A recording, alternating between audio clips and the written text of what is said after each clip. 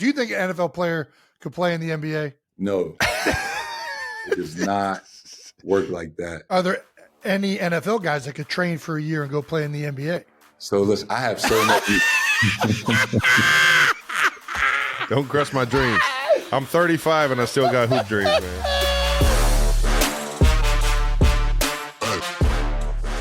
Welcome back to New Heights, ladies and gentlemen, a Wondrous show produced by Wave Sports and Entertainment and brought to you by Reese's Peanut Butter Cups. We've partnered exclusively with Reese's Cups to bring you this episode with limited interruptions. That's right. This is all Reese's or Reese's, however you want to say it. Yeah, baby. Jason, I finally got my backpack. I'm back in Kansas City. Nice. Isn't it cool? It's like it's got a bite out of it. I could use a little sugar rush here. Get through Hey, this. get you some, Bubba. What do I want to do?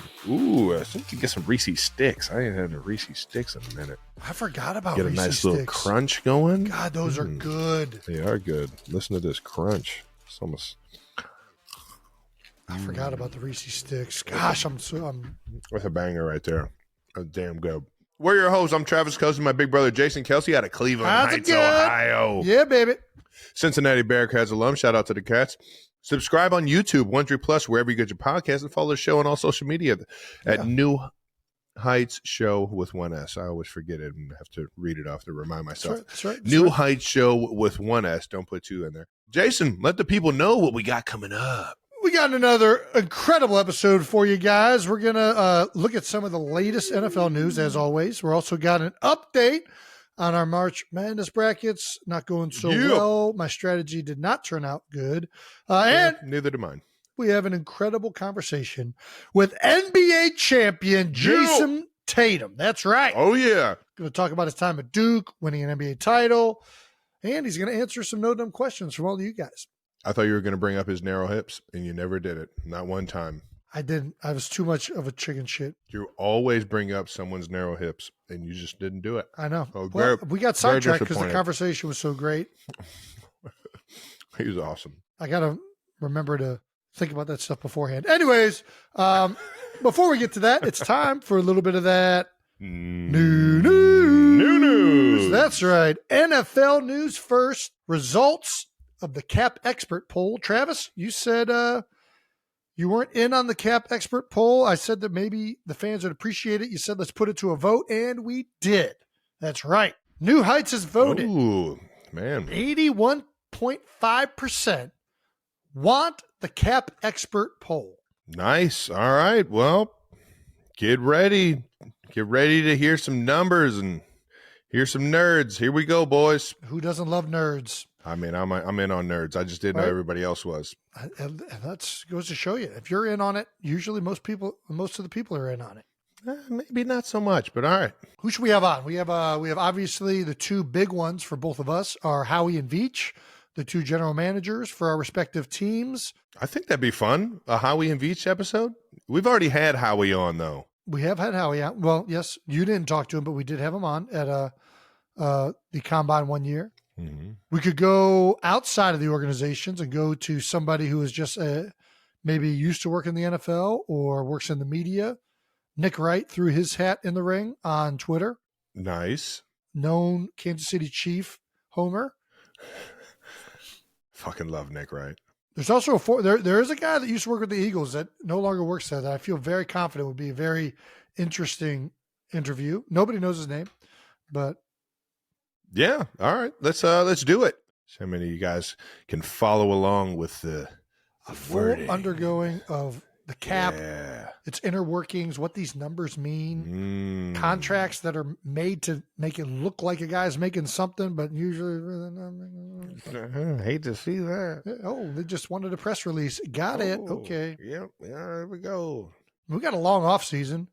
Might be fun to do like an NFL dirty jobs, like NFL staffers interviews. What other people that work in the NFL would be interesting to talk to? I mean, I wouldn't say dirty jobs. We got some top tier talent in terms of personalities in the Kansas City Chiefs organization.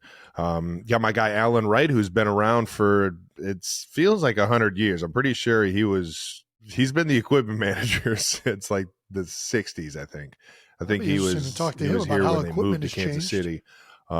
Yeah, I would love to hear how, especially dealing with like sponsors, like he's been through it through like Reebok and Nike and all these different like equipment and how he's seen the helmets progress. That's what I'm saying, dude. If somehow we could get like equipment from when he first got into the NFL, and like you could do it with each piece. You could do it with helmets when he first got in to where they're at now, shoulder pads to now. I mean, even knee pads.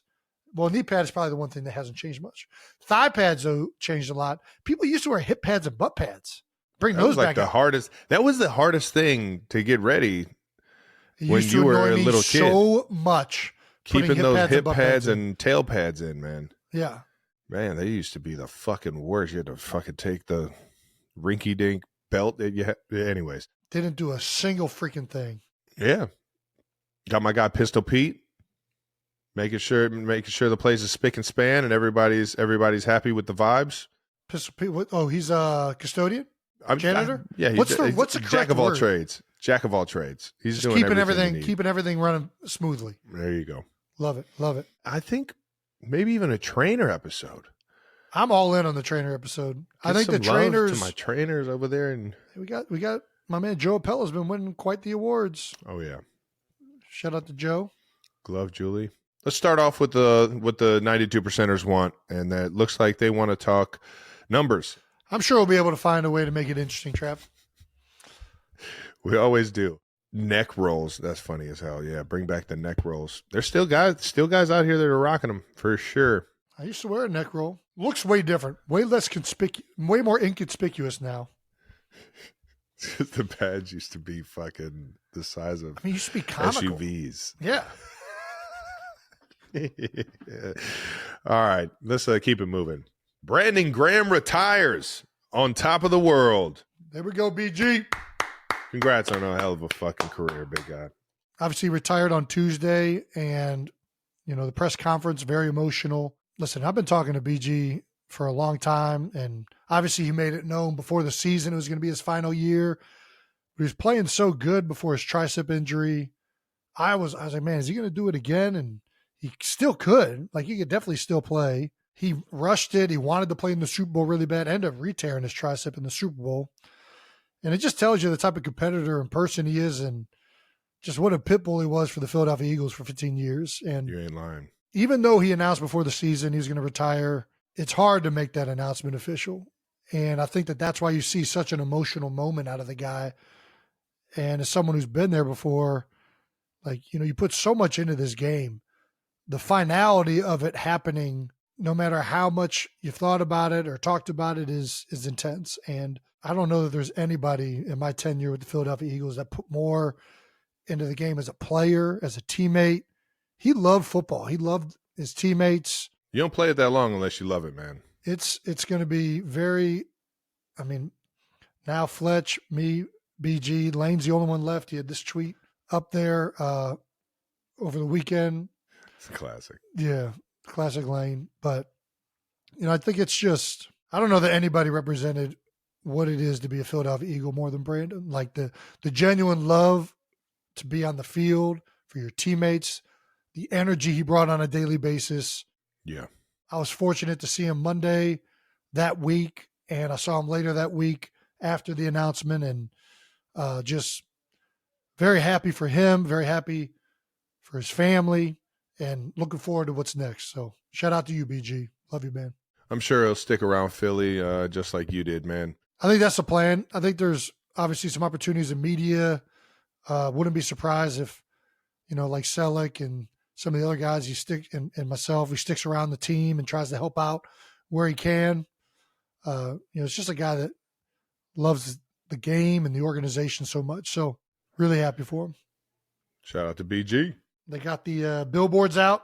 Oh yeah, it's official. Philly's always gonna make sure that they get those billboards out there. The most iconic Brandon Graham.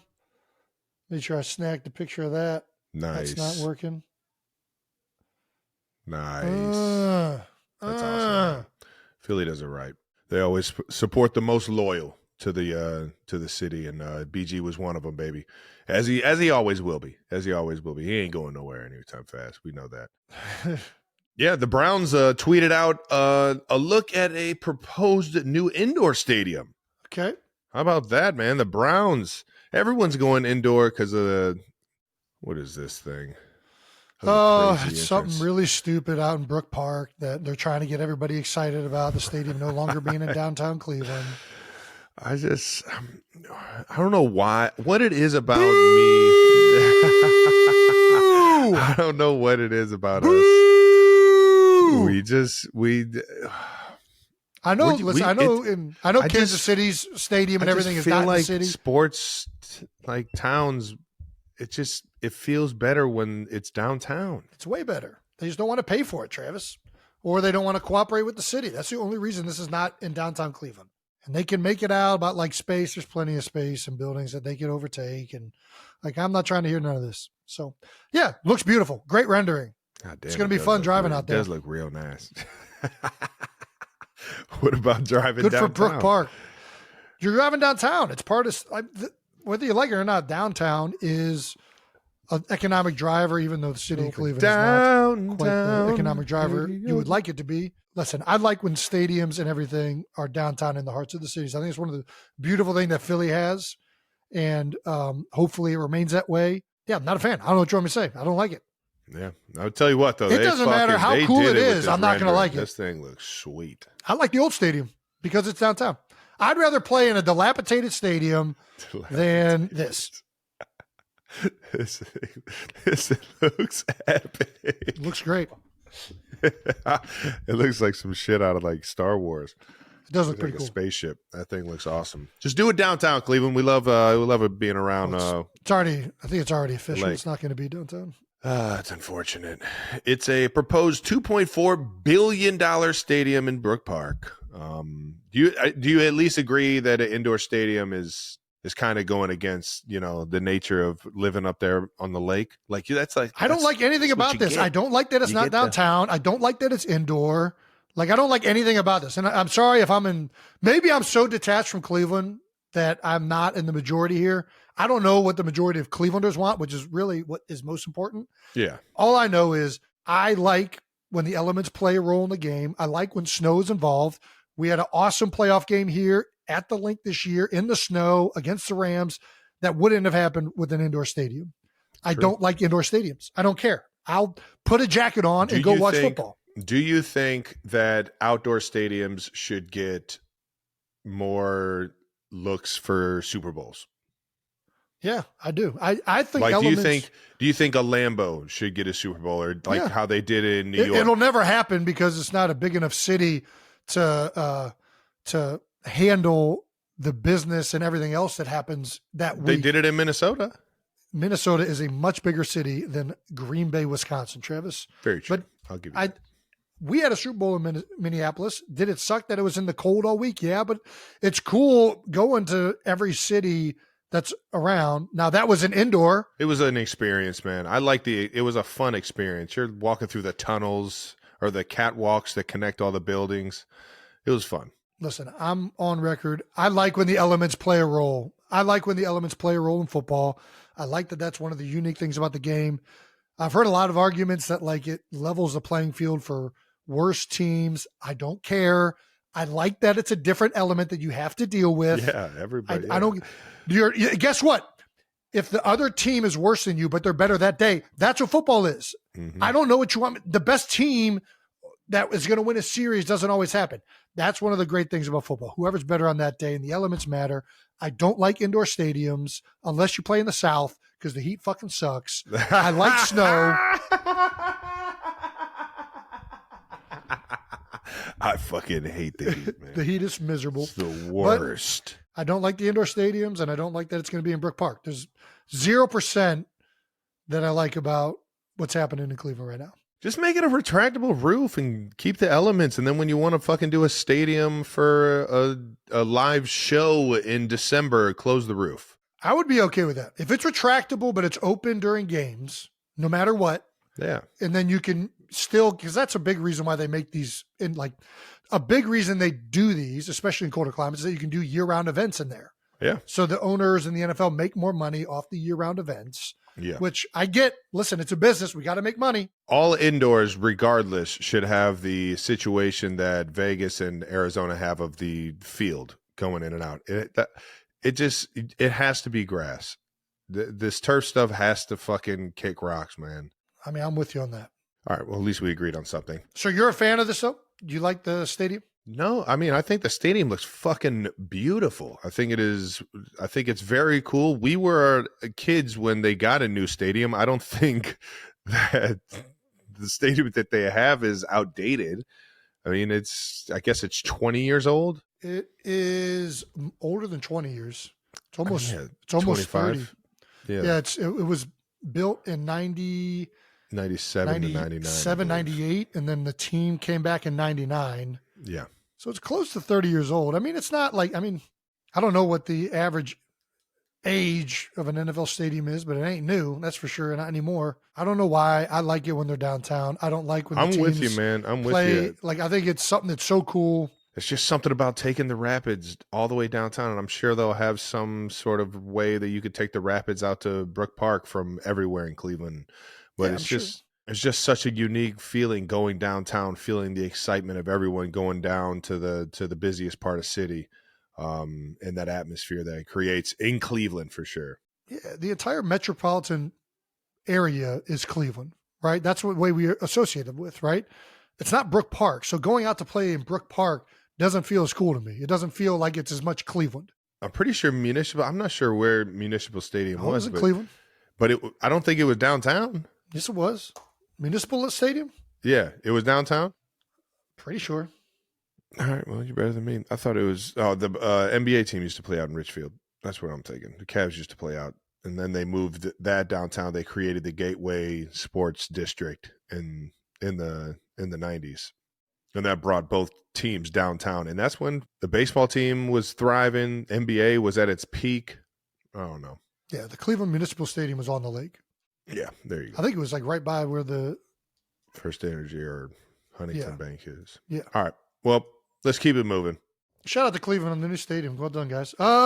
Jason's DEXA scan. What are you over there talking about? What do you got going? Bo Allen reached out and Honey Bobo. he said, "Hey, do you want to do a competition on who can lose the most body fat percentage but still gain muscle?" I don't know. Bo wants to have some competition, so we agreed to get DEXA scans. So I got a DEXA scan for the first time. Ah, very fat, I see. It is a lot of fat in there. Yeah, it is. It's kind of embarrassing seeing your body broken down like this. Although I'm not going to lie, it's a good calf to hamstring ratio, I think. Trav, what do you think my total mass is? I'm not sure what you're even asking me. Weight. What do you think my weight is? Your weight? Your weight is 283. Close. I'm 276.6 according to the scan. My lean mass. You've lost 30 pounds? That's crazy. I've lost 20 pounds. I was never heavier than 300. Well, I did maybe a couple times. I was tipped 300 in the NFL. It's all the same. Go ahead. Lean mass, 207 pounds of muscle. I feel like it's pretty good. It's a strong man. It's a strong man right there. 58.7 pounds of fat. It's a lot of fat. We got to get that down. It's a lot of fat. We got to get that down. Yeah. According to this metric, it is exactly 21% body fat. That's all I know. 21% of your body is fat. 21.2. All right. Yeah. I mean, 270 is your fucking hefty load, dude. Big man. So I get it. But that's a lot of muscle as well. All right. So what's the point of this you and Bo just wanted to have a Dude, this is what you do. This is why you're still competition? playing. This is why you're still playing football, because when you retire, you have to do stupid competitions like this to keep your sanity. So Bo and I are going to try and lose as much body fat percentage as possible in 3 months. We have the Ocean Drive event that we do for the Eagles Autism Foundation every year. So do we know Bo? What was Bo's DEXA scan? Where is he at? Bo's at 18 point something. So I'm actually You're slight starting advantage. better. Yeah. Slight you can advantage cut for the faster. competition. Yeah. Oh. He's You have more to cut. 18% body fat and I think 280 something.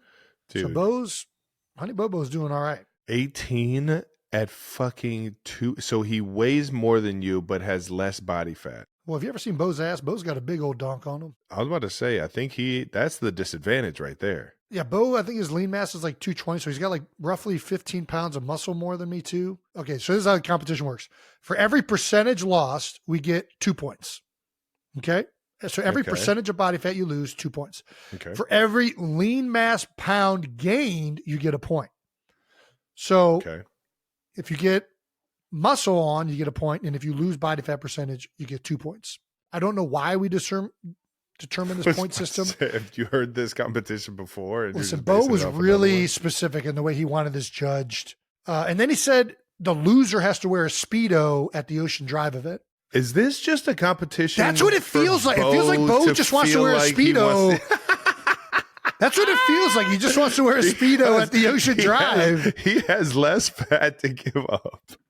He just wants to he wants to be like, oh, I have to wear a speedo. Twist my arm. Oh no, Jason won. Oh, that's hilarious. I feel like we can't let that be the factor that happens if you lose. I think it is. I think it's motivation for you. I think we should I think it's open this up. for you. We should. Oh yeah, I definitely don't want to wear a speedo. I'm definitely packing that thing if I have to. I'm packing it with the socks, anything I can fit in there. If we do lose, I think we should leave it up to the fans on Twitter. Oh my gosh. Throw out different recommendations about what we should have to do if we lose. And then we'll take it to a poll. All right. If you're open to that, Bo.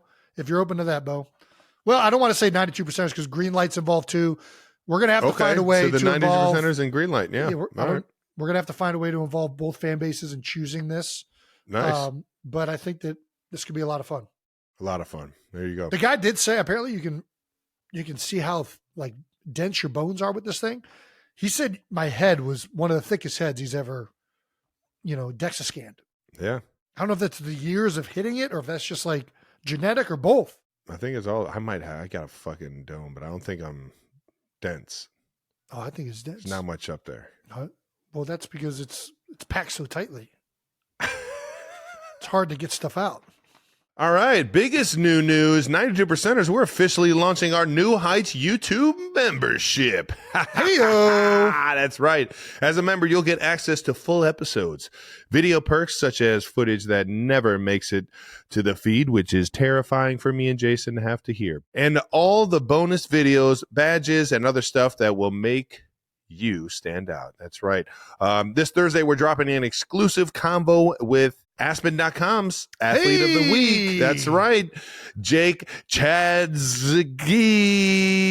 Jake, you're the Athlete of the Week? What did you do, my gosh? Jake, that's right. Yeah, he's on the front of Sports Illustrated here. Guts and Glory. Hey. Yep, as Jake forgot to tell us that he played for the Oakland A's back in the day and was the guts of the Bay Area there. Jake, I didn't know you were a heavyweight when you were a kid. That's awesome. I was about to say. What's your DEXA scan? You get a DEXA scan lately? Andrew Jake? Gardner in that. Andrew Gardner, yeah. Chipmunks. What is it? Chipmunks. Unpack. There it is.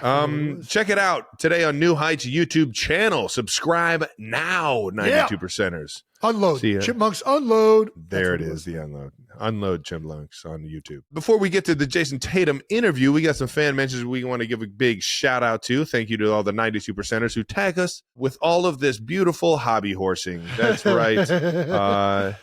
Abby Radmilovich, I believe is how you say it. Not sure how this ended up on my algorithm, but it seems. Check this out. Look at this.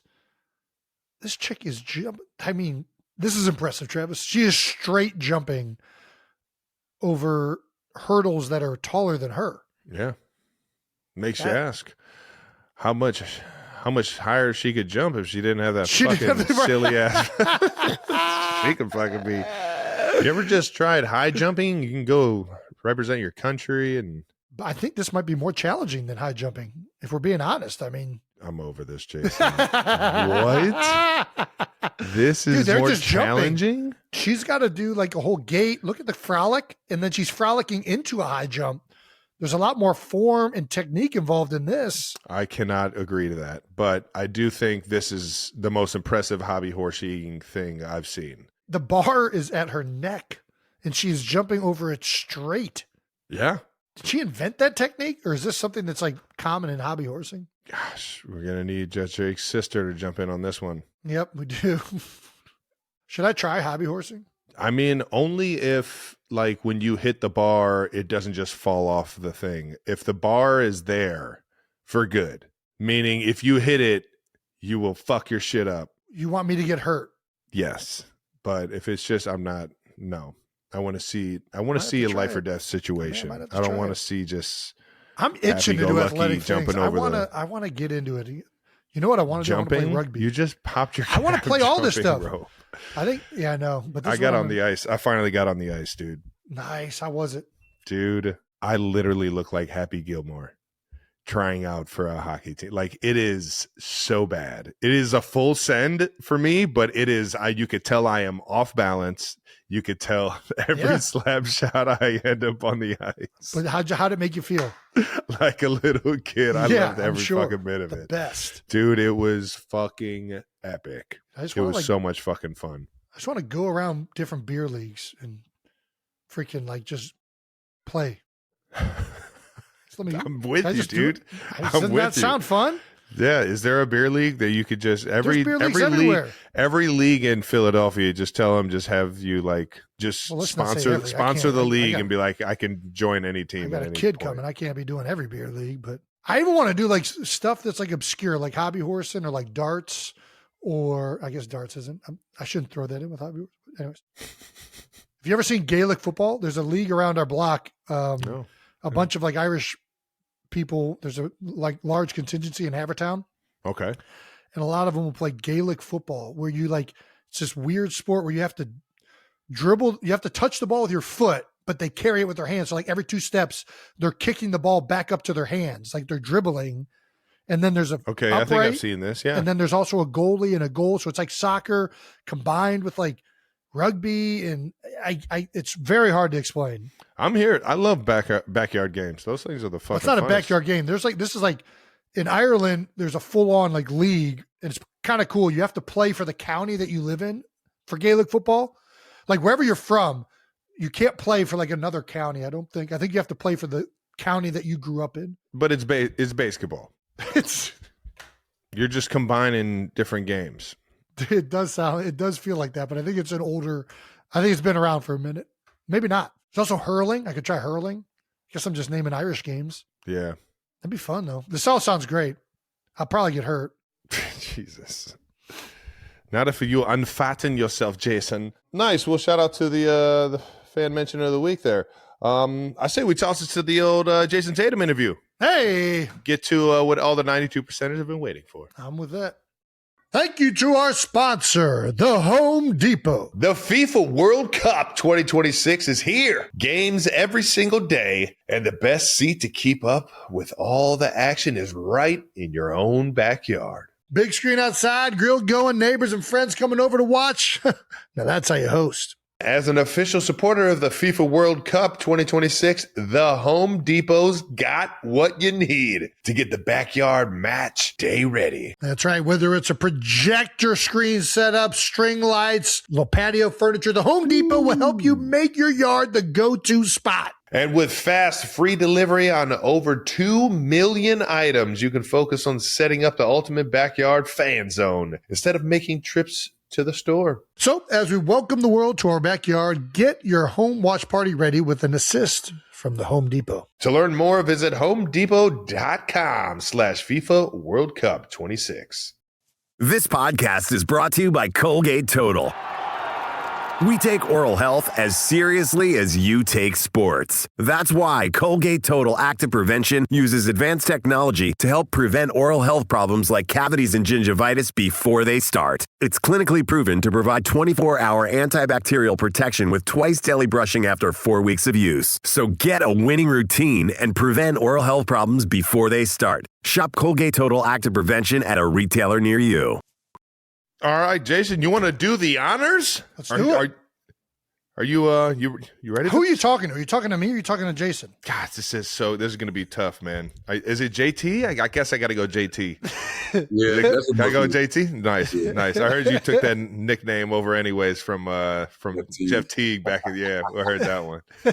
All right, so JT it is. All right. That'll help me at least differentiate it. Go ahead, Jay Sean. Alrighty, our guest today is former Mr. Show Me Basketball from St. Louis, Missouri. He's a McDonald's All-American, 6-time NBA All-Star from the reigning NBA Boston Celtics, Jayson Tatum, everyone! Yeah, JT! baby. Let's go! Appreciate NBA that, guys. Champion JT. Man. How we doing, brother? I'm doing good. Thanks for having me.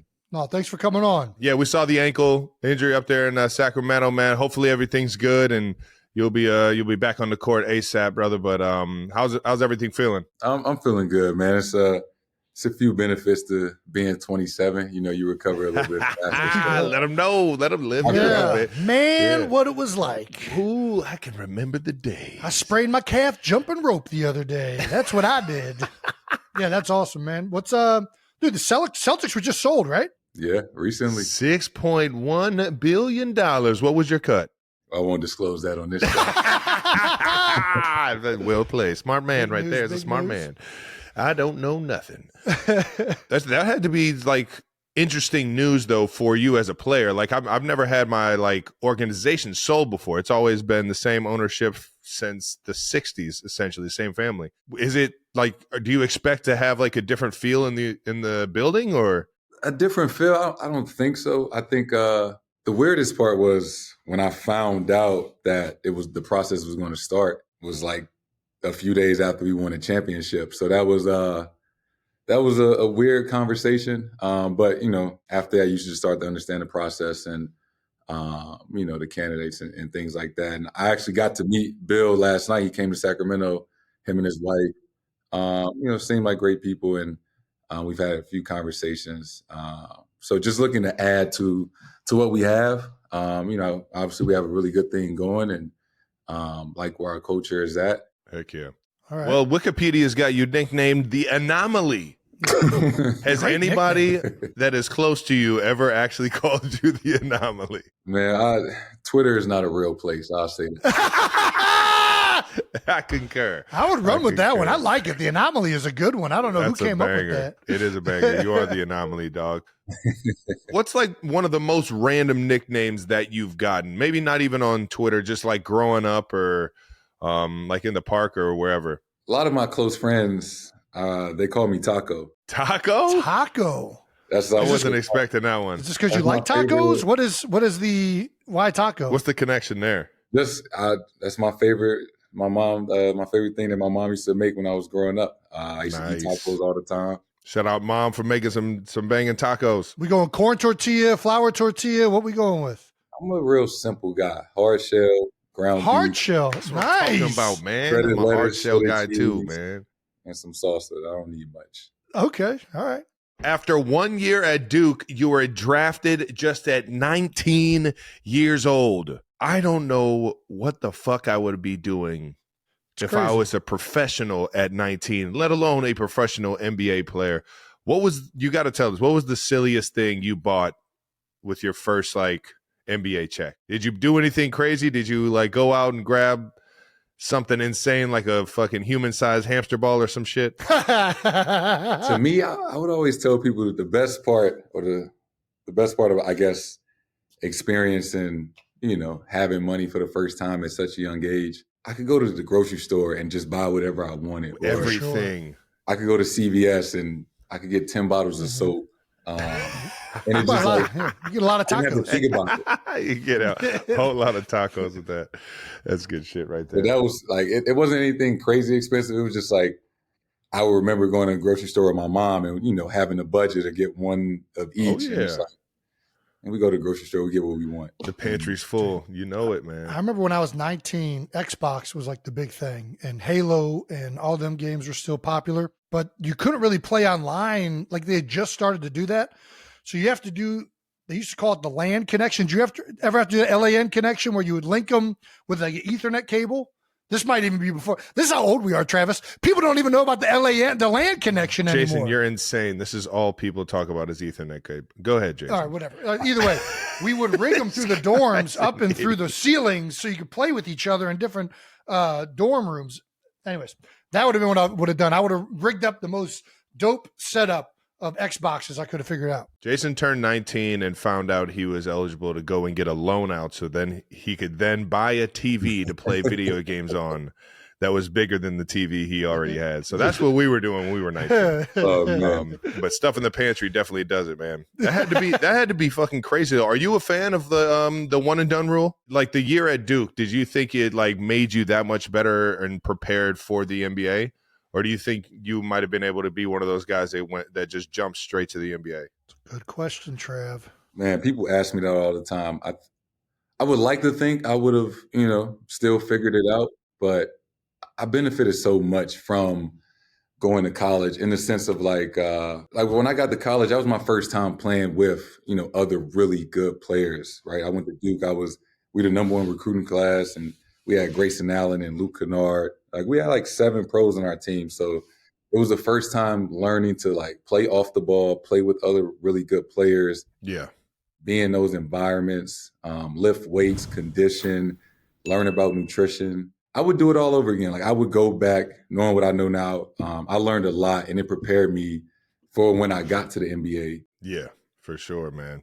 It's cool to hear though that it kind of like it gets your professionalism. It makes you understand how to be a pro, especially at a program like Duke. Yeah, right. With Coach K and everybody. I'm sure you saw the what is it, the prestige of it, and you were like, you bought in immediately. Yeah. Let's talk a little March Madness. Jason, you want to hit it? Yeah, let's talk college. While we're on college, we'll stay where we're at. Right now, we're in the best time of college basketball that there is. March Madness in full effect. God. Did you fill out a bracket? Yeah, I mean, it was pretty easy for me. You knew it was just a straight line for Duke all the way to the championship? You knew McNeese was going to beat Clemson. Knew it. I mean, the final of my bracket every year is the same. But this is the best I've felt about my bracket in a very, very long time. I'm sure. Yeah, I don't know. What do you think so far? Who's in your Final Four outside of Duke? Obviously, we're pulling Duke. Who else did you think is gonna get there? Just go all number ones or what? Two of my Final Fours are out. I'm screwed. I'm out of this thing. Jeez, I got Houston, Florida, and Michigan State. I got Michigan State and Duke in the. Jason went Michigan State. JT, it's all about physicality, toughness, good coaching. That's what it's about, Travis. You just hyped this man up more than you could ever imagine you just did. This is coming from a guy that literally just looks at what school would beat up the other school in a fight, that's who he picks. That's what a basketball game is, to fight, to get the ball through the hoop. I'm in that team. I like them in a fight for sure. Right? Detroit. Or I should have said the Mint, not Detroit. Yeah, I got Duke going all the way, man. Cooper Flagg's been an unbelievable player. He's got a lot of hype. I know you were playing against him a little bit in the USA practices. The first time I saw him play live was 2 summers ago. I hosted my first JT Elite Camp. So I had like the best 20, 25 players in the country, that were sophomores and juniors or whatever. So it's been cool to see like hanging around those guys there for a weekend, and a lot of them are in the tournament now. Heck yeah. And the first impression I had of Coop was just how hard he played, how he competed. In high school, it's rare to see a guy that wants to guard the other best player, trying to block every shot, rebounding, and he just plays the right way. He has a great feel for the game. He knows how to set a screen, knows when to cut. He likes to get his teammates involved. And it's been on full display all season. And a big reason why, they have a chance to win a championship. Heck yeah. I love it. One of the things I love doing now that I'm older players, watching young guys, sometimes it's the way they move, sometimes it's their mentality, but you pick up on things, and it's just fun seeing a young player that, man, I really think there's something in that kid. And then all of a sudden, this kid's the best player in the country. And I'm sure that has to be awesome for you, especially playing for Duke. It's a brotherhood. It has to be, man. Yeah. Everybody who ever played for the program, whether they 10 years older than me or 10 years younger, like whenever we see each other, it's always love. I always go back and work out with the team and play pickup with them and stuff like that, because that's what happened when I was there. Jabari Parker came back, Jaleel Okafor, all these guys. So it's a part of the program. It's the pride that comes with it. And you want to help push it forward. And, I'm always rooting for them. And, I hope they cut the nets down this year. Not only is it a brotherhood, but it's also a sisterhood. You just donated shoes to the Duke's women's team. It's a whole family over there, man. I sent both the programs some shoes, but Carol Lawson, she was an assistant coach with the Celtics my third year. The year the pandemic happened, we went to the bubble. Oh, nice. A week into the bubble, she got or it might have been like 2 days, she got the head coaching job at Duke. So I spent like 6 months with her. Unbelievable person, unbelievable coach, love her to death. So anytime that I can, support them and help that program out, I try. Hell yeah. Nice, man. They gave a walk-on some minutes in the first 2 games. I mean, that's pretty good. When you're giving walk-ons minutes. Yeah, walk-ons are getting in. Like, Duke's playing pretty good basketball. Belt to ass. Belt to ass. I hear it. Hell yeah. Ones. That shit's got to be electric. Every time I used to go to the UC basketball games and the walk-ons we get in, man, the crowd knows that which guys are in, and it just gets fucking nuts in there if they can get a shot off or at least make a bucket. Yeah, and it's probably the same like with the guys on the practice squad. Like you guys, they for sure. Oh yeah, they spend all this time with you. They in the practice squad and film and workouts every single day with you, and then they finally get opportunity, even if it's at the end of the game, right? You're really happy for them because you understand, they with you every step of the way, but they might not always get the opportunity or the recognition. But they're just as much as part of the team as the rest of the guys. For sure. Was it always Duke? Was Duke like the top team for you? Did you always like love them growing up, and did you always like see yourself going there? Who was on JT's leaderboard growing up, or what jersey did you have on growing up? I had a Evan Turner Ohio State jersey. Oh my gosh. Turner, yeah. Wow. Okay. So, I mean, dude grew up in St. Louis, so there's a little bit of Big Ten country, Midwest, a little bit area, and Ohio State was at the top of the charts for quite a while around those years. For sure, and football as well. So like I played football for like 7-8 years when I was younger. What position? What were you playing? You playing wide out? What were you playing? Time out. We're not getting off of this yet. Yeah, we're not going off of it. I played quarterback for the first 6 years and then wide receiver my last 2. So my last year I played was 8th grade. So I was going to play in high school, but then, my parents was like, I think we're going to focus on Hey, you might be drafted in only 4 more years. We should probably stick to this. Yeah.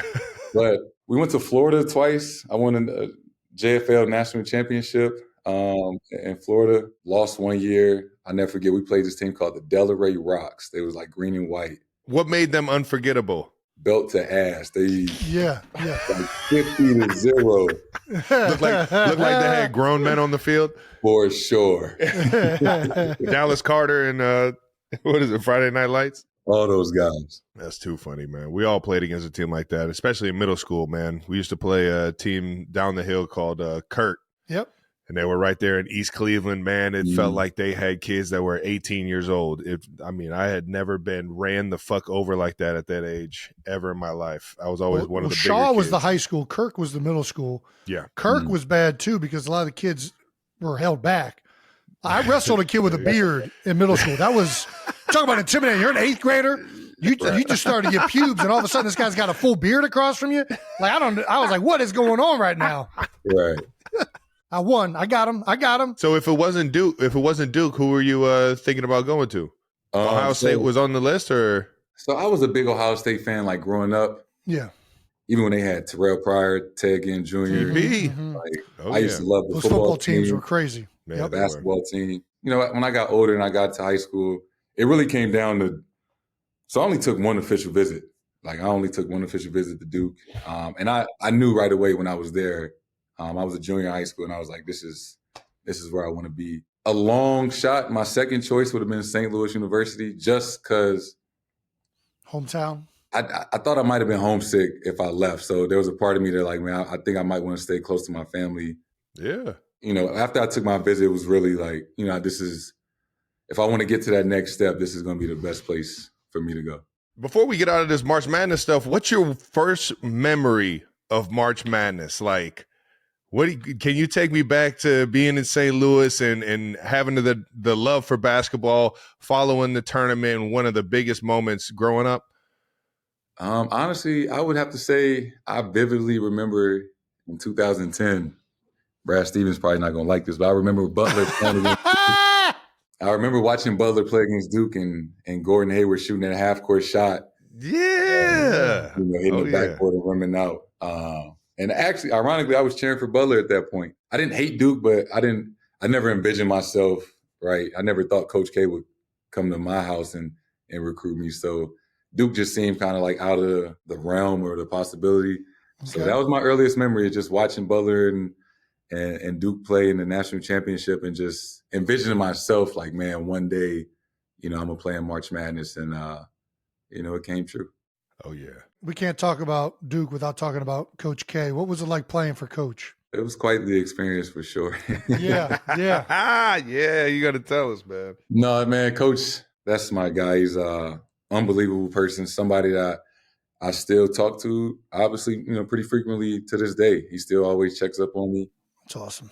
A leader amongst men, right? His ability to motivate guys, to get you to buy in, to get you to run through a wall. And you guys know, being in college, like coaching 18 to 21-year-olds and getting them to believe in something bigger than themselves. I think he was unbelievable at that. He was great at making you uncomfortable in ways that he knew that it would make you better. Nice. Being at Duke and playing for Coach K, it definitely prepared me for the next level. And it wasn't always great moments. He cussed me out a lot and things like that, but it was well warranted in those moments. That's what I'm talking about. I love some good, tough love, man. You gotta have it sometimes. Made me criticize myself more, and that's how I ended up getting better. Just start criticizing myself on everything. Whenever you have a coach who's really trying to push you, you're going to have those moments. I know I've had it with every great coach I've ever been with and every great teammate.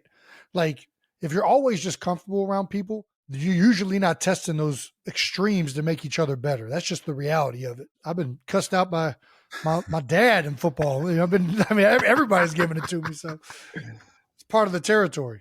For sure.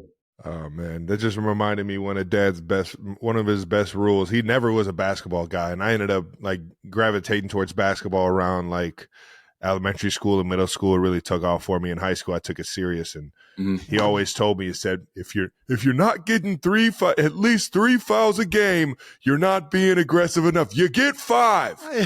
You get 5. That's solid advice. If we're being honest, that's solid advice. For sure.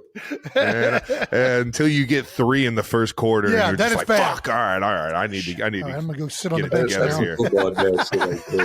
It really is. That's all he's like, you're going to be an intimidator. Oh, I was going to ask you, John Shire, man. Coach Shire, was he there when you were there? Yes, John is he's the guy that actually recruited me. Is that right? What? He was going door to door trying to get guys to come to Duke? I joke with him all the time that, he should thank me that he is the head coach now. Let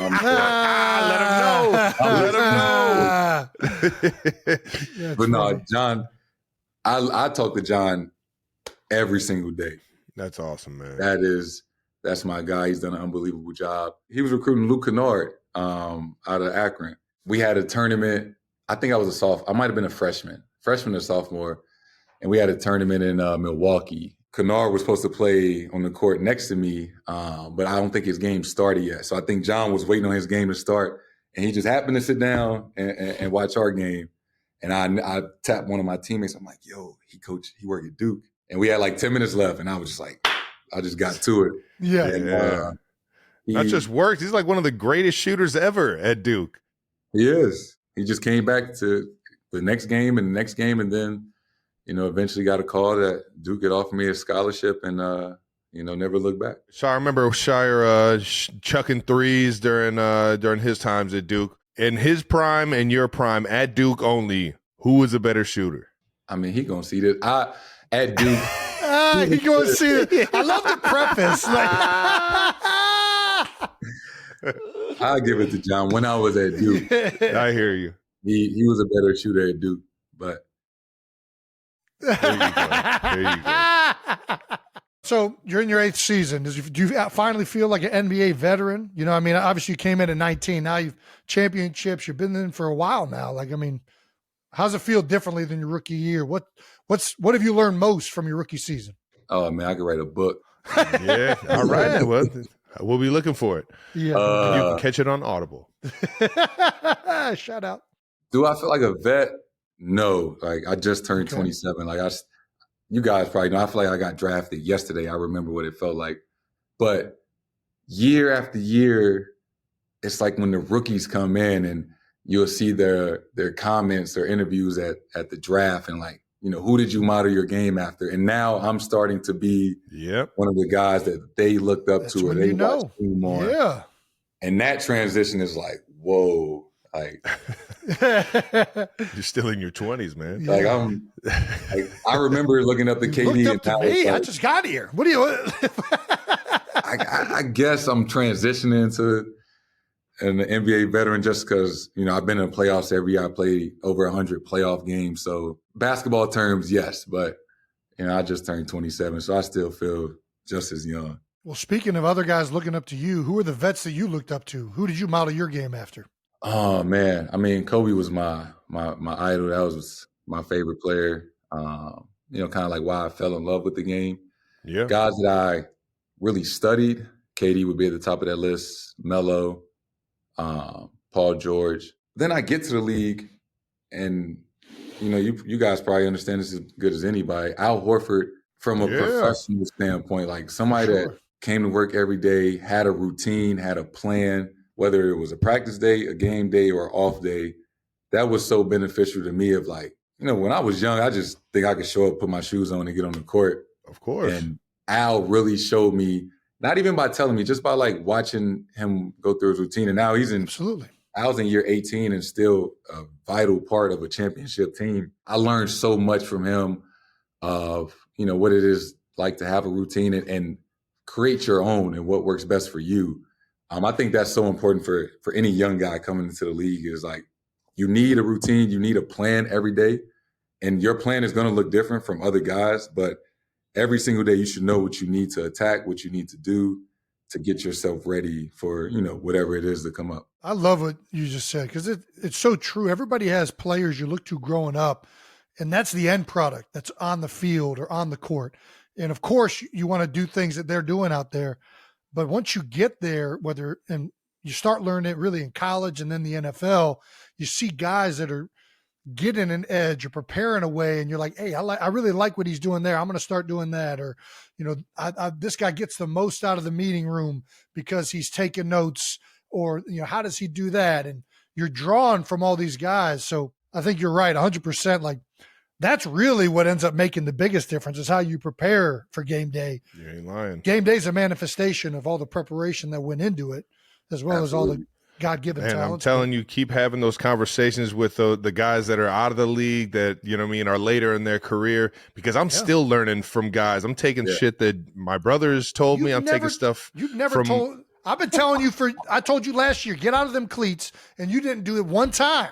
You told me literally to wear the special. You're ridiculous. I know it didn't work. But he, I still take notes from a guy like Tony Gonzalez or a guy like Unc, Shannon Sharp. I'll hear what these guys, you know, say they did towards the end of their careers that helped them get the best out of their body week in, week out. And it's like, it's just a nonstop like cycle of like trying to better yourself. And I can see it right now, the way Al Horford plays the game, his alertness, his attention to detail. He's always in the right spot, always ready for the moment. Like, I could see that definitely being somebody you could look up to, man, or at least take notes from like that. Your profile picture is actually you with Kobe Bryant. And we were talking about how he was the guy that kind of got you into, you know, loving the game of basketball a little bit, or at least, you know, you idolized, and we all idolize at some point in our lives. Is it weird playing playing for the Celtics against that guy who is literally at the top of the Lakers? Did you always kind of envision yourself maybe playing in a Laker uniform, or? Yeah. We don't got to answer it. We don't got to. They had the second pick. So there was a part of me that's just like, man, my dream of being in the NBA is about to come true. And then like my real dream of playing for the team that, I grew up a fan of. It was so close, but Yeah. it made me appreciate it a lot more. Just like I remember the first day I walked into Staples Center, like the first time we played the Lakers, and I was in disbelief of just like, man, I watched so many of his games in this building, and now like I'm on the same floor. In that moment, it bridged the gap with like me and my favorite player. Like I got to share the floor, of the place that he, helped build. That's pretty fucking epic. And man, that's what sports is about. Like you guys understand, our responsibility is to motivate and inspire the next generation. Somebody inspired you guys, he inspired me, and you guys have inspired millions of kids to be the next Jayson or Trav. And it's cool about what we do is, there's somebody watching us that's going to grow up like, man, they really helped me, motivate me, even if we never met them before, right? They help motivate the next kid to chase their dream. And, that's one of the coolest things about, what we do, in my opinion, for sure. No, Yeah, hell yeah. Unbelievably well said, 100%. I think everybody remembers when they were a kid looking up to somebody. When you see kids come up to you, that's one of the bright spots of being an athlete, right? You get to see that innocence and just like that genuine pleasure of like interaction is just incredible. And Kobe he came and talked to us. We were a full-on NFL team in 2017. He was from Philly. The year we won the Super Bowl, he came and talked to the team.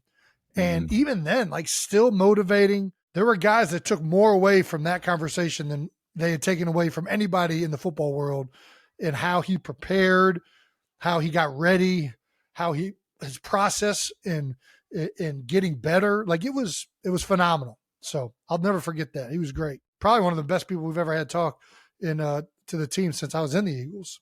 It was great. What was your impression of Boston fans initially, or at least before you got to Boston? To be honest, like before I got to Boston, I didn't know much or really pay attention. I grew up a Laker fan, so I didn't really like the Celtics, and I wasn't aware of, the Boston sports culture. Uh-huh. For sure. Oh, yeah. Patriots beat the Rams. So just growing up from St. Louis, like the Red Sox beat the Cardinals, like St. Louis, you just don't really like Boston. Yeah. Okay. Whether it's a TNT game, it's a preseason game, or a league pass game on Mondays, we always sell out. Majority of the time when we go on the road, like every game is road trip. It's been 3 straight games. We hear "Let's go Celtics" chants throughout the arena. Like our fans just travel so well. They show up early and often. It was a relief, and it was a special moment to win the championship in front of them. And then, you guys being on the parade, it was the best 2 hours of my life. And having 2 million people in green and white outside, cheering you on and expressing their joy for, what we accomplished, it was special for sure. Of course. What's it like playing for Joe? You enjoy that? Joe is crazy. He seems like quite the character. We actually talked about you. We played Portland the other day, and I got a tech with like the game was basically over. I ended up getting a tech with like 30 seconds left. Yeah. So I'm always here for a good fourth quarter tech. Yep. Right. So Joe, he comes up to me after the game. He like, so if you get like 16 or 17 techs, you get suspended for a game. So Joe he's like, yo, can you just get 4 more so you can get suspended? And I'm like, Joe, I think I'm done. He like, I would much rather you just come punch me. I want to fight. He's like, you see, when Travis Kelce ran into Andy Reid, do that to me. No. I love it. Oh, Keep my it in gosh, house. Keep that's it in house, electric. baby. Keep it in. Yeah, that's right. Shout out to Coach Reed for being the man, for not getting too riled up. But no, that's too funny, man. You could tell Joe does it the right way, man. He seems like he has you guys enjoying what you're doing.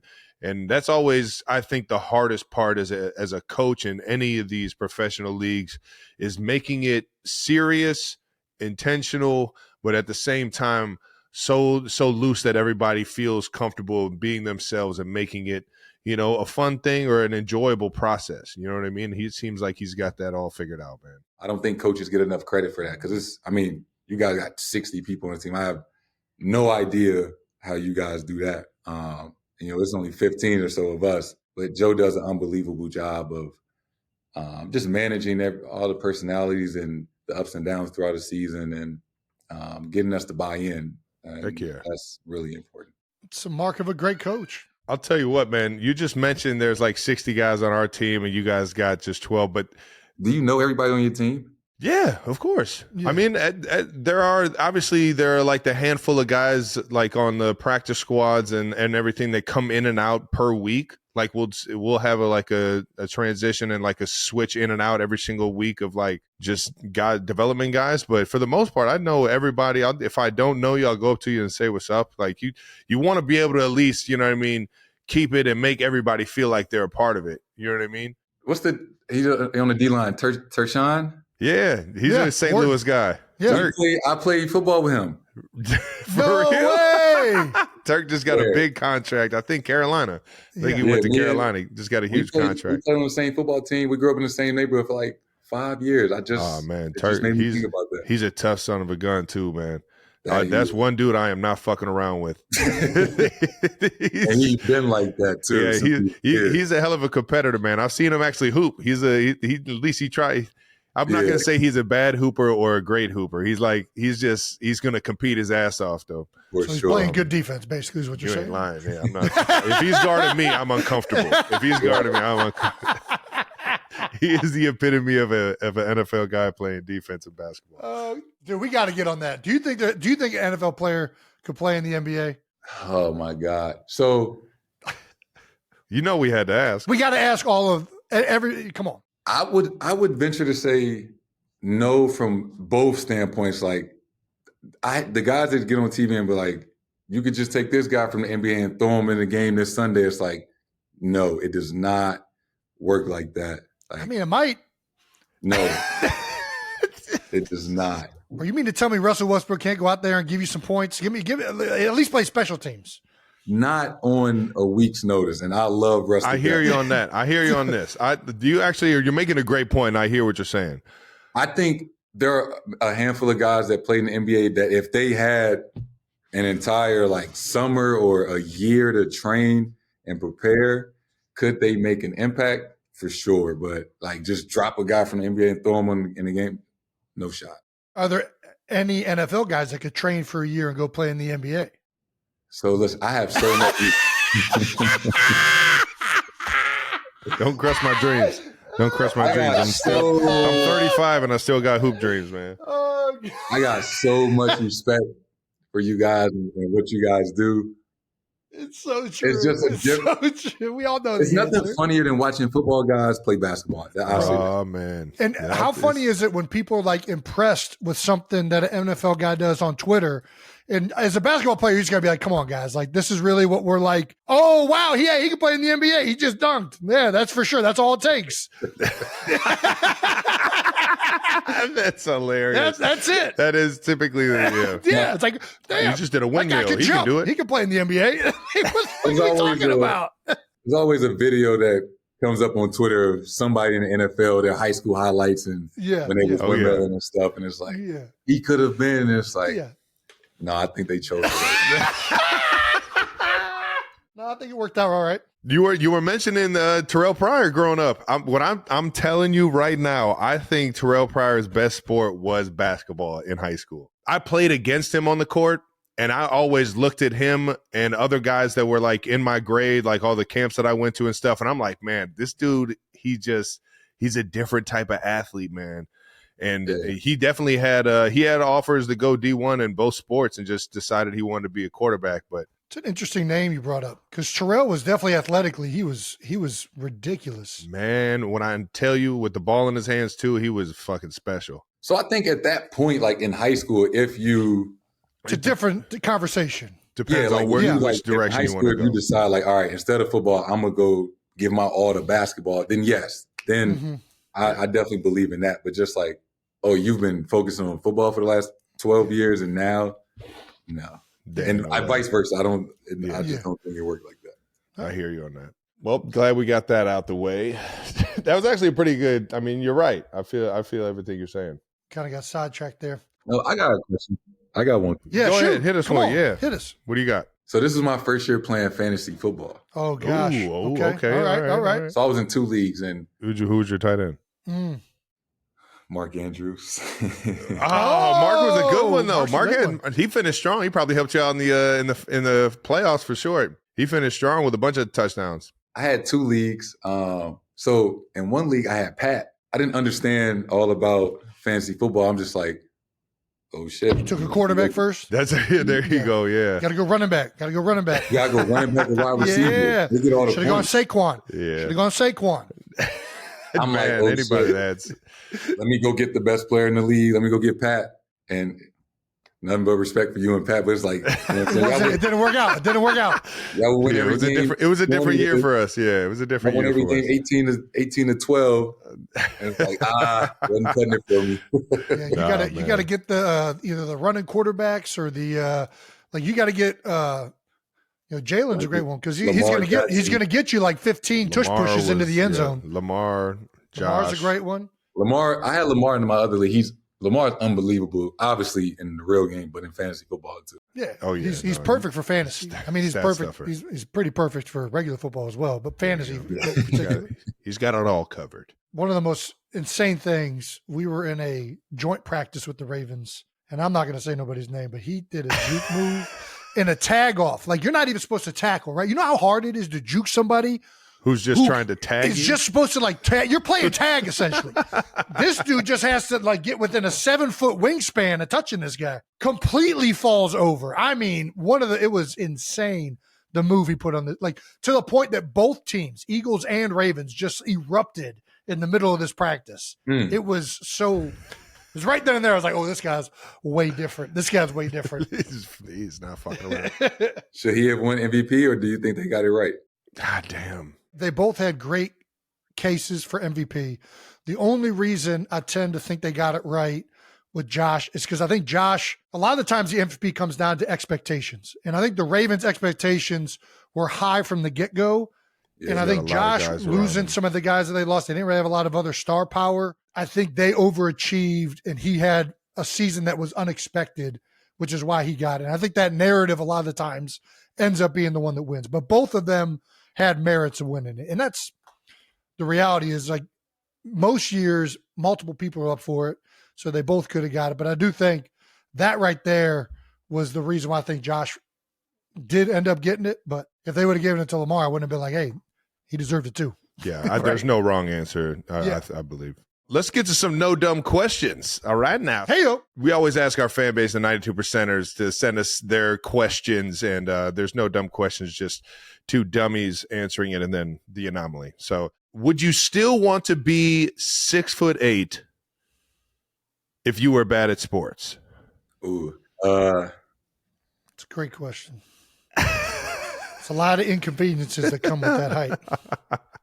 How bad? like you're not even getting picked at the rec. Yeah. Last pick in dodgeball. Yeah, I love being 6'8". I ain't gonna lie. Fair enough. I respect it. The not being able to find shoes that fit is an inconvenience I can deal with for being 6'8". I love it. For sure. If you had to play an entire game wearing flip-flops, how many points are you realistically dropping? You still finding a way to get some space? Flip-flops? And you at least you can sit in the corner and catch, I mean, I just sprained my ankle last night wearing basketball. Yeah, exactly. Yeah, that's a great question. Let's pass that one. Who's on your Mount Rushmore of basketball players? Oh, Mike, Bron, Kobe. This is where it gets tricky. Right? I would say Kareem. Reem? You're going Kareem. The hook shot. Kareem, okay. I respect it. I respect sure. it. Listen, man, do you think his hook shot would still be as unstoppable in today's game?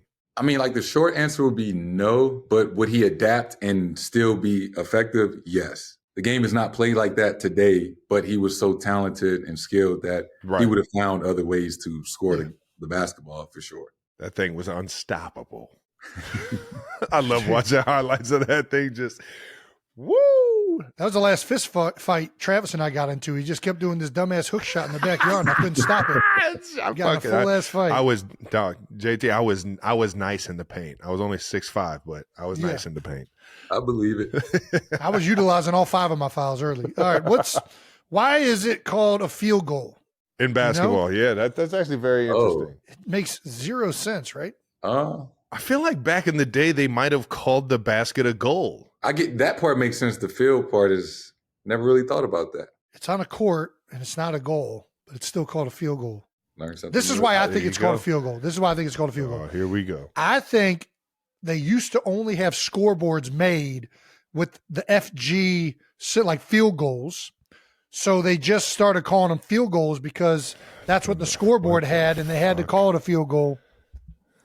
No, doesn't make any sense. I'm not buying into any of this shit. I'm surprised nobody asked. Growing up in St. Louis, was I a Kansas City fan? I was about to say, man, hold on. You already mentioned the Rams once. You already mentioned the Rams once. I'm trying to think of what eras those would have been for you. To answer like the Steven Jackson era? Like, what? Yeah, who was your team? Sam Bradford, Steven Jackson. Yeah. Uh-huh. So they won a Super Bowl 2001. They lost in 02 or 03. And then after that, they didn't make the playoffs. It was a little bit of a drought.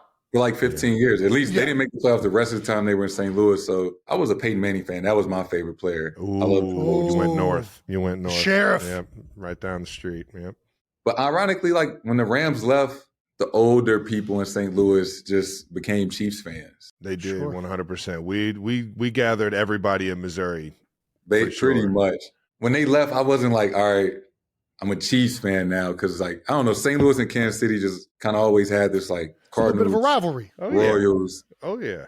Yeah, it's like a little rivalry. Cincinnati and Cleveland had a very similar thing, especially with the two being sports rivals in the AFC East or the AFC North. I mean, no, we definitely completely agree with that. We ended up going to Cincinnati, so we ended up getting kind of love from both cities and having that love for both cities. But so when they moved to LA, did you go to LA with them? No. So you just, and this is why you play fantasy football. You're just a fan of the league now. I don't have a team. I appreciate players. I appreciate, like, not to bring it up, but like when you guys played the Eagles this past, Super Bowl, it was like, Eagles, great team, great story. But me just winning the championship and like, damn, we trying to win our second one. Oh, you guys trying to make history and win your third. Like, I appreciate it, potentially watching, history being made. I appreciate you jumping on and I'm sorry that you had to endure that.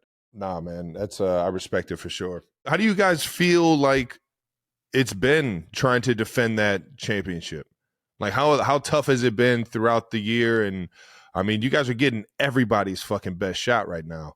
And I'm sure it's a lot different playing 16 games than it is playing 82 regular season games, trying to like navigate week in, week out, different lineups, different, you guys are going to have to probably play a few games without you in it. Like, how difficult has it been? Joe talks about all the time. It's he said, expect it to be tougher than you think, right? None of us have been in this position besides Drew. Drew won a championship with Milwaukee, but the rest of us, like, we don't know what it's like, coming back after you just won a title. You think it can go one way and there's good stretches. And then there was a stretch where, there was a 12-game stretch where we won one, lost one, won one, lost one. And we playing against teams and they have a guy that, is a 30% three-point shooter. And that night he hit 11 threes. And it's like, yeah, everybody's getting hyped to play you guys. Heck yeah. Everybody's excited to play you. You're getting everybody's best shot. And then, dealing with injuries and certain guys being out, it was tough. And we had to, come together and get closer. But I would say, we 22-4 in our last 26 games, right? So we've definitely hitting our stride at the right time. And, with 10 or so games left and getting ready for the playoffs, this is when you want to feel your healthiest, want to feel your best, want to be the most confident, understanding that, what's ahead. And how tough it was last year. Expect it to be tougher this year. Yeah. Because what we're trying to do. Hell yeah. Hell yeah. Hell yeah. Well, nice, man. I think that does it for our no dumb questions. Get into our last segment, man. Get you out of here. We appreciate you having fun with us, JT, man. Yep, absolutely.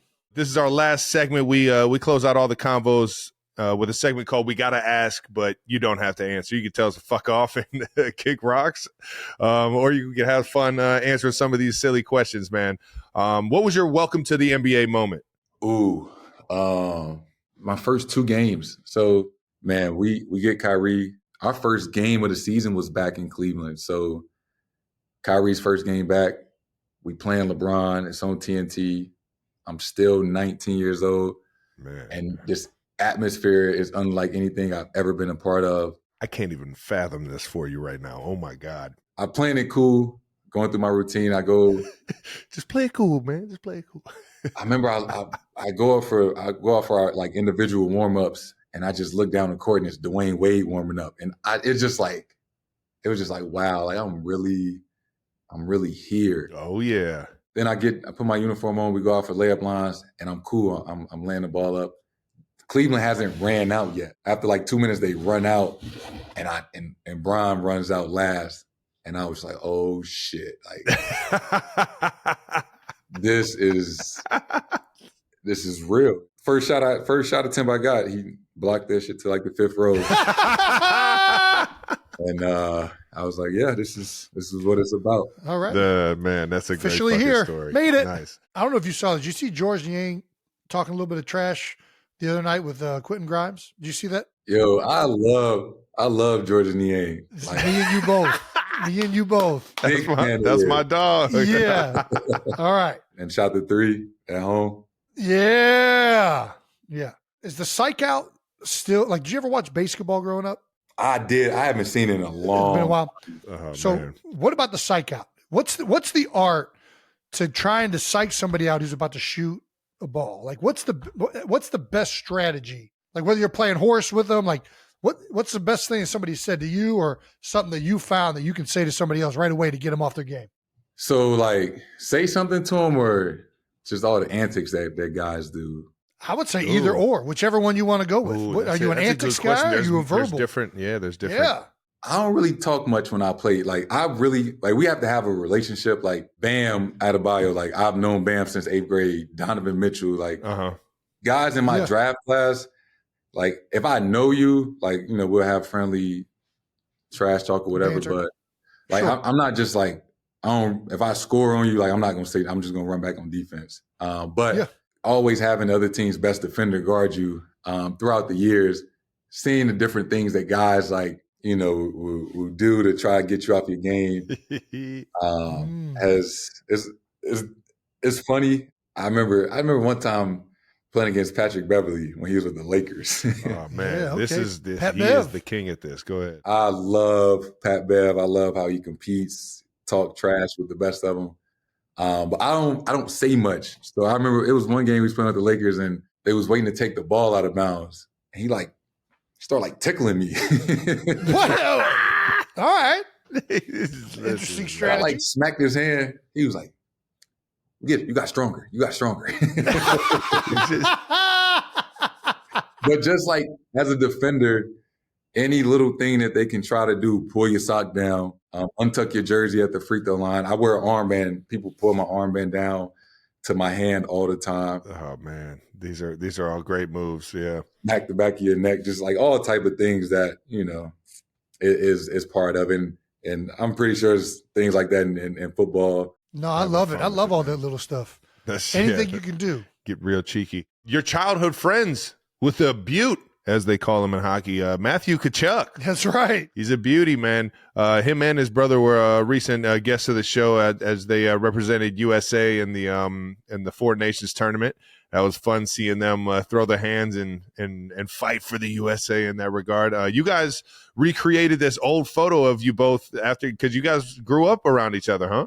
In the St. Louis area. We went to school together from 7th grade to 10th grade. So, 2 years in middle school, 2 years in high school. And then after our sophomore year, I think the rules are different for hockey. He ended up leaving and going off professional. Playing juniors, Yeah.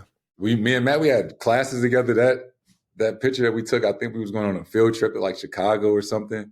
Nice. Yeah, we had projects together. So it's just cool to, see both of us.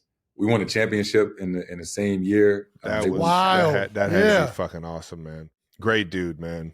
Unbelievable person. Hell of a hockey player. His brother is amazing too, and comes from a great family as well. So couldn't be happier for him and his family. Hell yeah, man. Did you ever get on the ice? No. Never got on the ice. We would play hockey in gym class, but like in the gym, yeah, I would try to be goalie because I was like the tallest kid, but that shit ain't.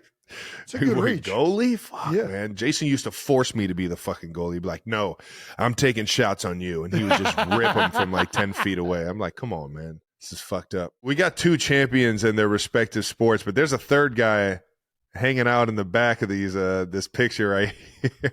I don't know if it's the same kid or is the third is he the third? That's the homie? Is he? I was about to say, has he won any championships or? I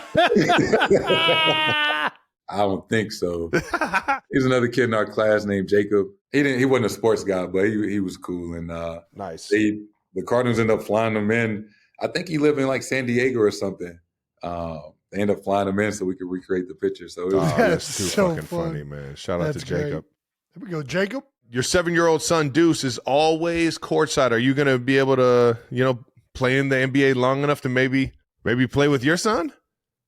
Get the Celtics to draft him? a lot of things got to go right for that. Yeah. Sounds cliche to say, like, I never like forced Tim to play basketball. Obviously, he's always been around it. And even like at home, I would just want him to naturally, if he wanted to play basketball, then we can. So I would say in the last 6 to 10 months, he's really like fell in love with the game and been more attentive at the games. He asks questions. He plays basketball now every Saturday. And I can honestly say, like, I haven't ever had more fun in a gym than going to his Pee-wee game Saturday mornings. That's the most fun I've ever had in a basketball gym. That's awesome, man. You can see him going crazy. Is he chucking it? He shoots every time. That's what I'm talking about. Dude. Keep chucking it, Deuce. He like, huh? No, Right. you never. Why would I do that? It's way more fun to shoot this thing. I'm watching you doing it. Yeah, exactly. For sure. Did you ever get a follow back from LeBron? Did he ever follow you back?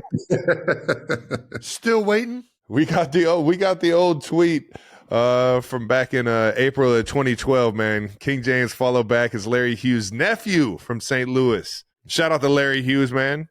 Cavalier for a while. I definitely was rocking with him for a while. But that's pretty cool, man. To have an uncle or someone like Larry in the league already. And did you ever get the follow back? Yeah, Bron ended up following me back. It was funny because they brought this tweet up when we played him in the conference finals my rookie year.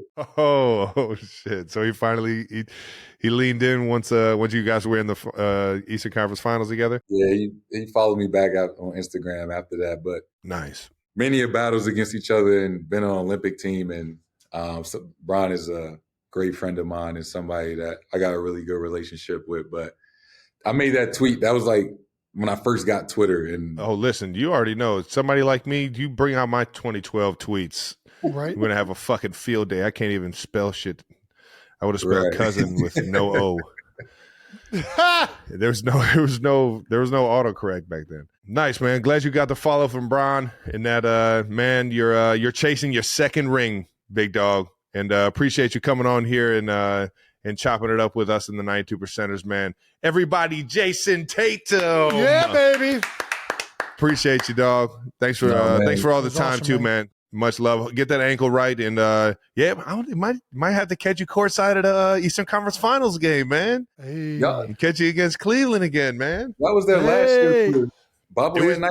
Yeah, it was just the end. It was like the end of the season. 2 years ago, or that was last year. That was in the regular season. Yep. Wishing you nothing but the best, man. Go and get you another one, big dog. Appreciate you guys. man. You know it.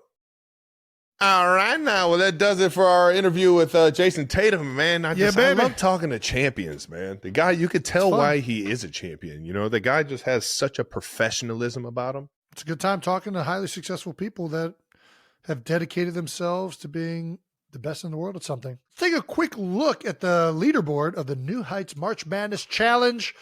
We have 0 perfect brackets left after the first weekend in both our men's and women's brackets.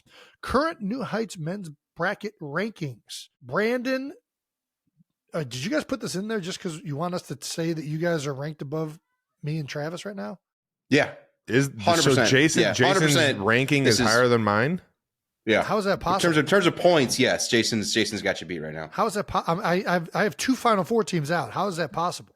Sure. It just your total score that you could end up with is much, much lower than Travis's, but currently right now you're in the lead. You got more in the first 2 rounds correct than he did. You just are dead in the water for the 8 and the 4s, basically. Huh. So I gotta really hope. Trav, who's your Final Four? Duke, Yes. St. John's, who's out of it, Michigan Yes. State, No. Auburn. Auburn and Florida. So I gotta hope Auburn and Florida take some L's. Otherwise, I'm screwed. I'm not sure if that's how it works. But Jake and Brandon do, and Brandon and Jake are both They're winning. They're doing well in both brackets because they cheat and they just give themselves extra points. I'm sure. But what we do know is that Travis is in last place. Gosh, I just don't understand. Because he just doesn't know basketball. That's what I keep trying to tell him. I thought I did. You think it's about points and stuff, and it comes down toughness. Yeah. I also took Akron over Arizona. I'm a dumbass. So did I. Dude, Go Mac. I don't know why I put Akron so high. It was the dumbest thing in the world. I just saw an Ohio team in there. I'm like, yeah, they're fucking doing it. Let's go, Akron. They're tough. Rubber Bowl, you shitting me? I did the same thing. Fell right into that trap. We're idiots. You did call it with those silver spoons. Stop it.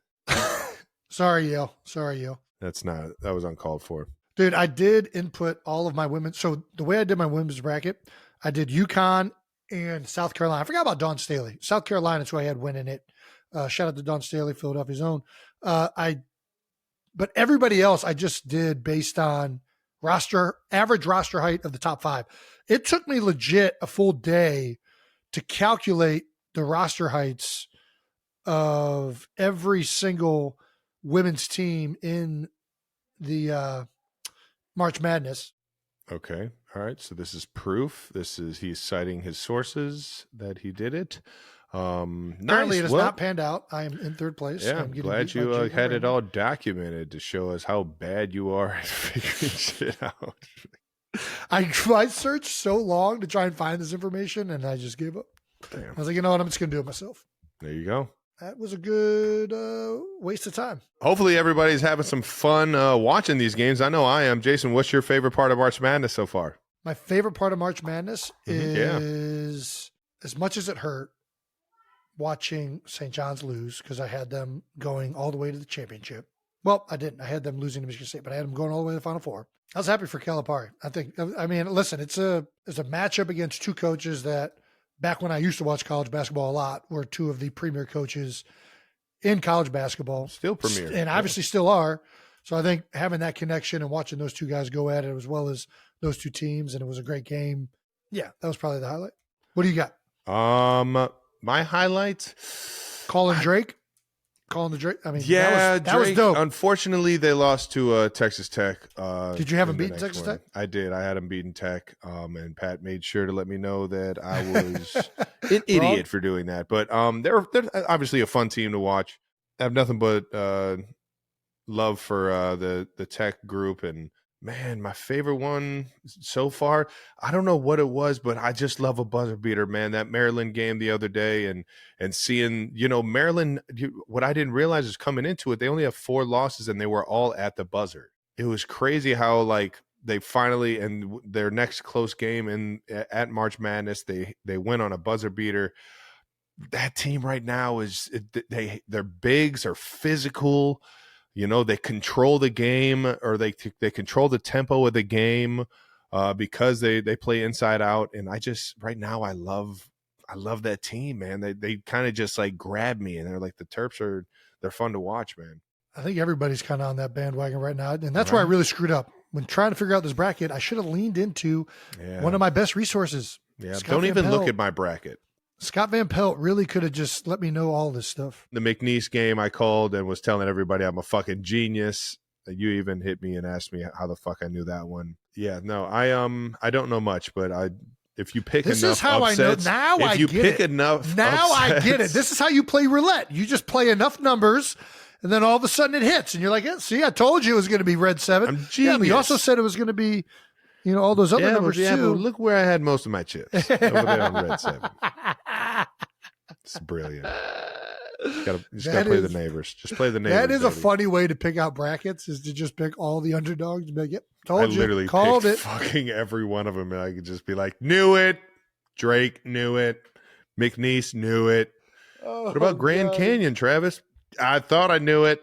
They got fucking smoked by 40. So good.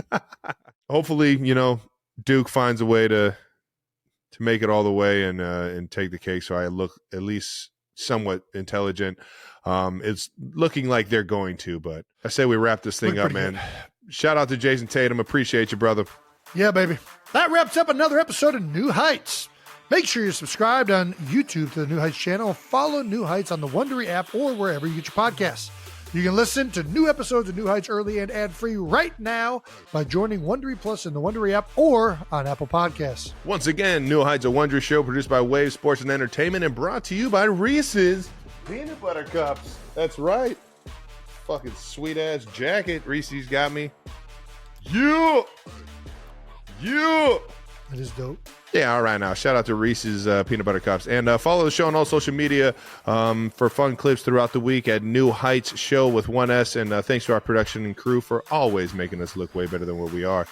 92%ers. We'll see you guys next week. Good luck in your brackets.